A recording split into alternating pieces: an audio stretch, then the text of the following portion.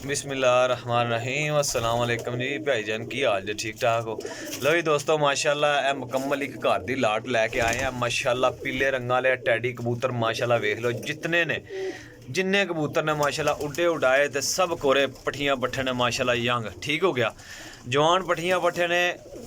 दोस्तों जिस किसी भाई नूं समझ विच आ जान ओ भाई राबता मेरे नाल कर सकदा जे ठीक है इंशाअल्लाह ताला जिहड़ा भरा भी लेगा अल्लाह ने हुक्म नाल याद करेगा। ए बाहर कट के नहीं वीडियो बनाई मतलब कि अंदर ही वीडियो बनाने लगे हैं मैं कि भाई तसल्ली कर लैन ठीक है।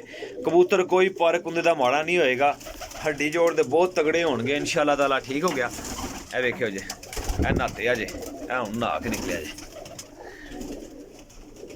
माशाअल्लाह ए सारी लाट ही चुकी है सही ठीक हो गया। जिन्ने कबूतर आ रहे हैं सारे मेरे भरावां नूं इंशाअल्लाह मुकम्मल नज़र आउणगे वीडियो दे विच कुछ चंद पीसां दा फड़ के शौक करावांगा ठीक हो गया इंशाअल्लाह ताला। कबूतर वेख लो कबूतर थोड़े ज़्यादा ने टाइम थोड़ा शार्ट है बाहर गर्मी बड़ी है तो वीडियो च हर कबूतर वहाया नहीं जा सकता ठीक है। इस गल्ले कुछ चंद कबूतर वहावांगे तुहानूं कबूतर एक दूजे तो वधिया होणगे उड्डे उडाए होणगे।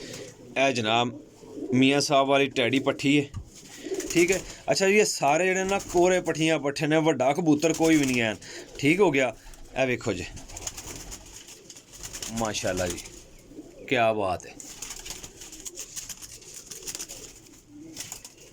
माशाल्लाह जी बहुत ही हाई क्वालिटी के कबूतर ने जी बहुत हाई क्वालिटी के माशाल्लाह जी।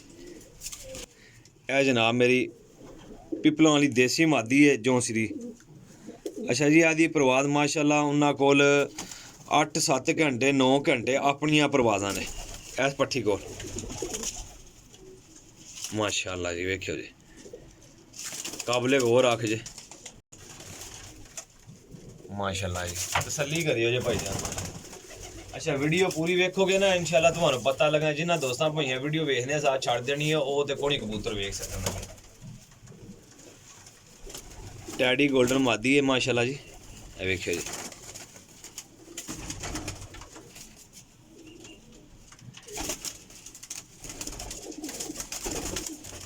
लो हाँ भाई जान करो हाँ शौक माशाल्लाह एक नंबर चीज़ां ने माशाल्लाह अच्छियां चीज़ां ने सारे कोरे पट्ठियां पट्ठे ने ठीक हो गया। सारे तक लो सारे एक ही ने पार्क उन्हें दे अच्छे ने माशाल्लाह ज़बरदस्त ने एक नंबर ने विच एक बच्चा है बस ठीक हो गया। ऐला ऐ सिर्फ बच्चा है ठीक है बाकी सारे कोरे पट्ठियां पट्ठे ने। अपने भाई नूं दिओ इजाजत इंशाल्लाह नेक्स्ट वीडियो च हाजिर होवांगे। किसी मेरे दोस्त भाई नूं चाहिए होणगे तो इंशाल्लाह मेरे नाल राबता कर सकदा।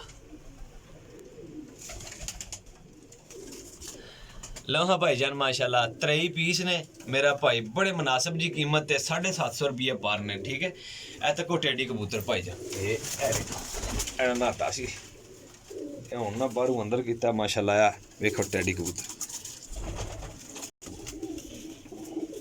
ए वेखो जी माशाल्लाह।